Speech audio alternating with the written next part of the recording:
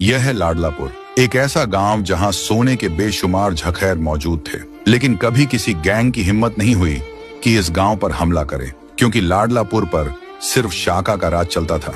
शाका गांव के हर शख्स की इज्जत करता था, मजलूमों का सहारा था, और जब तक शाका मौजूद रहा लाडलापुर महफूज रहा। लेकिन एक खूनी लड़ाई के बाद अचानक शाका गायब हो गया। कई महीने गुजर गए, किसी ने शाका को दोबारा नहीं देखा। कोई कहता था शायद शाका मारा गया है, और कोई कहता शायद शाका जान बचाकर भाग गया होगा। हकीकत किसी को नहीं पता थी।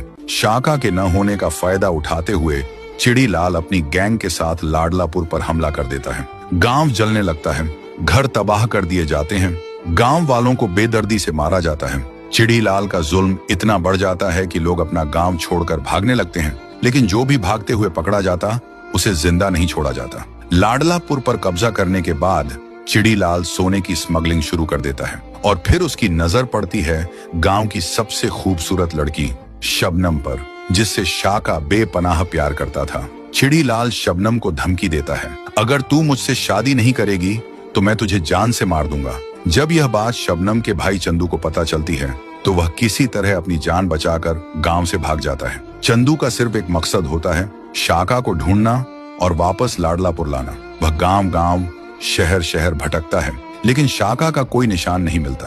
कई दिन भूखा प्यासा रहने के बाद चंदू जंगल में बेहोश होकर गिर जाता है, और दूसरी तरफ चिड़ीलाल शबनम से जबरदस्ती शादी की तैयारी कर रहा होता है। तो दोस्तों, अब सवाल यह है, क्या शाका वापस आएगा या फिर लाडलापुर चिड़ीलाल के जुल्म में हमेशा के लिए खत्म हो जाएगा?